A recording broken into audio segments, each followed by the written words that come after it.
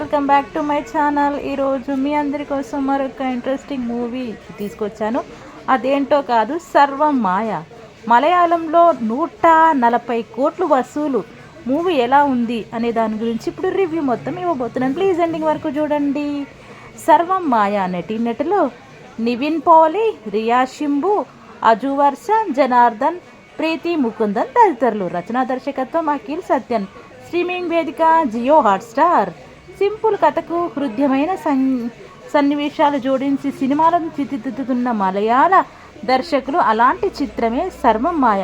డిసెంబర్లో మలయాళంలో విడుదలైన ఈ మూవీ బాక్సాఫీస్ వద్ద భారీ విజయాన్ని అందుకోవడమే కాదు, 140 కోట్లకు పైగా వసూలు సాధించింది.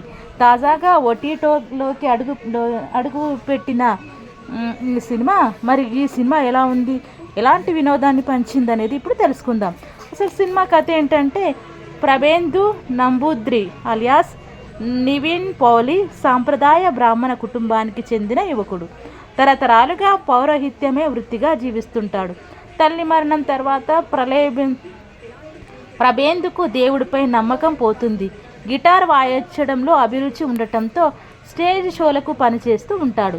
విదేశాల్లో ప్రోగ్రాం చేయాల్సి ఉండగా అతనికి మాత్రమే వీసా రాదు. దీంతో చేసేది లేక సొంతూరు వస్తాడు. అవకాశాలు దొరికే వరకు ఖాళీగా ఉండటం ఎందుకని వరుసగా బావ అయిన రూపేష్ నమృద్ధి అలియాస్ అజు వర్గీస్తో కలిసి పౌరహిత్యం చేస్తుంటాడు. ఓ కుటుంబంలో యువకుడికి దయ్యం పట్టిందని పిలవడంతో శాంతి హోమం చేయడానికి ఆ ఇంటికి వెళ్తాడు. పూజ అనంతరం ఆ పిల్లాడు మామూలుగా మారిపోతాడు. అయితే ప్రబేందు ఇంటికి వచ్చిన దగ్గర నుంచి తనతో పాటు ఎవరో ఉన్నారని, తన ఫోన్ను కూడా ఉపయోగిస్తున్నారని గుర్తిస్తాడు. ఒక ఆడదయ్యం అలియాస్ రియా షింబు ఇవన్నీ చేస్తోందని తెలుస్తుంది. మొదట భయపడిన ఆ దయ్యంతో ప్రబేందుకు స్నేహం ఏర్పడుతుంది. ఆ దయ్యానికి డేలులు అని పేరు పెడతారు. మరి ప్రబేందు జీవితంలోకి డెడేల్ వచ్చిన తర్వాత జరిగిన మార్పులేంటి, అతడి కెరీర్ ఎలాంటి మలుపు తిరిగింది, అసలు డెడేల్ ఎలా చనిపోయింది అన్నది చిత్రకథ. దెయ్యాలు భూతాలు ఉన్నాయా, పూజలు చేస్తే అవి శాంతిస్తాయా, కోరిక తీరకుండా మరణించిన వారు దయ్యాలుగా మారతారా, నిత్య జీవితంలో ప్రతి ఒక్కరి మధ్యలో మెదిలే ప్రశ్నలే ఇవన్నీ. మనం అమితంగా ప్రేమించిన వారు, మనల్ని ఎంతో ఇష్టపడేవారు దూరమైతే ఆ జ్ఞాపకాల తొందరలో చాలా రోజుల పాటు వెంటాడుతూనే ఉంటాయి. వారితో మనకున్న అనుబంధం అంత త్వరగా మర్చిపోలేం. అలాంటి అంశాలను ప్రస్తావిస్తూనే సందర్భోచితంగా హాస్యాన్ని జోడించి సర్వం మాయను నిఖిల్ సత్యన్ తీర్చిదిద్దిన విధానం బాగుంది. హర్రర్ సినిమాలంటే అరుపులు, కేకలు, రక్తం, చిల్లులు పడే శబ్దాలు ఇలా ఇప్పటి వరకు ఇవే చూసి ఉంటాం. కానీ ఈ సినిమా చూస్తున్నంతసేపు అసలు మనం ఒక హర్రర్ సినిమా చూస్తున్నామా భావన కలగదు. ఓ అందమైన ప్రేమ కథను చూస్తున్నామా అనిపిస్తుంది. ఇక దయ్యం డెడేల్ చేసే పనులు చక్కటి వినోదాన్ని పంచుతాయన్నమాట. ప్రబేందు ఇంటికి తిరిగి రావడం, పార్ట్ టైంగా పౌరహిత్యాన్ని ఎంచుకోవడం, భావరూపంతో కలిసి పూజలు చేయడం తదితర సన్నివేశాల్లో నెమ్మదిగా కథలో తీసుకెళ్తాడు దర్శకుడు. బావ మరదలు చేసే పూజలు, పెదనాన్న అలియాస్ జనార్దన్ ఇచ్చే సలహాలు తదితర సన్నివేశాలు చక్కటి వినోదాన్ని పంచుతాయి. తనతో పాటు దయ్యం ఉందని ప్రబేందుకు తెలిసిన తర్వాతే అసలు కథ మొదలవుతుంది. ఆ దయ్యంతో స్నేహం, సినిమాల్లో గిటారిస్ట్గా అవకాశం వచ్చేలా ప్రబేందుకు డెడేలు సాయం చేయడం, ఇలా కథ అంతా సరదాగా సాగిపోయింది.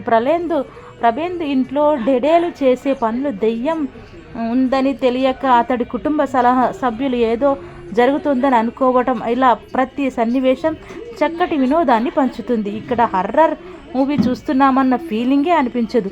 డెడేల్ చేసే పనులన్నీ చిలిపిగానే ఉంటాయి. అయితే మధ్యలో వచ్చే పాటలు, ప్రబేందు డెడేల్ మధ్య కొన్ని సన్నివేశాలు చూస్తే సినిమాను సాగదీశారేమో అనిపిస్తుంది. చివరిగా డెడేల్ ఎలా చనిపోయింది, అందుకు కారణం ఏంటి తదితర సన్నివేశాలతో సాగే ప్రీ క్లైమాక్స్ భావోద్వేగభరితంగా ఉంటుంది. ఆయా సన్నివేశాలు ప్రేక్షకుడిని ఒక్కసారి షాక్కి గురిచేస్తాయి. క్లైమాక్స్ను ప్రేక్షకుడు ఊహకే వదిలేస్తూ తీర్చిదిద్దడంతో సరైన ముగింపు ఇవ్వలేదనే అనిపిస్తుంది. ఎవరిలా చేశారంటే, బ్రాహ్మణ యువకుడిగా గిటారిస్ట్గా నివిన్ పౌలి 2 పాత్రల్లో నైవేద్యాన్ని కనబరిచారు. ముఖ్యంగా ఆజు వర్గీస్తో కలిసి పౌరహిత్యం నేపథ్యంలో సాగే సన్నివేశాల్లో చక్కటి వినోదాన్ని పంచారు. ఇక సినిమాకు ప్రధాన ఆకర్షణ రియా షింబు. ప్రతి సన్నివేశంలో ఎంతో ఎనర్జెటిక్గా నటించింది. డెడేల్గా ఆమె చేసే పనులు నవ్వులు పంచుతాయి. సాధారణ కథను తన నటనతో మరో స్థాయికి తీసుకెళ్ళింది. ఈ దెయ్యం పిల్లే ఇప్పుడు అక్కడి యువతకు న్యూ క్రష్. మిగిలిన వాళ్ళు తమ పరిధి మేరకు నటించారు.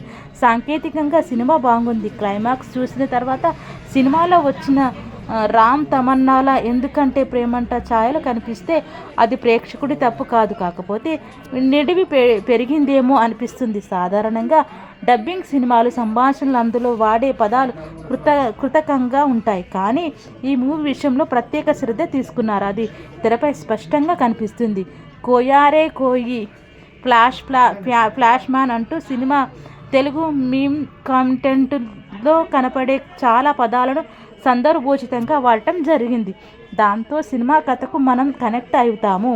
కుటుంబంతో చూడొచ్చా, ఎలాంటి ఇబ్బంది లేకుండా చూడొచ్చు.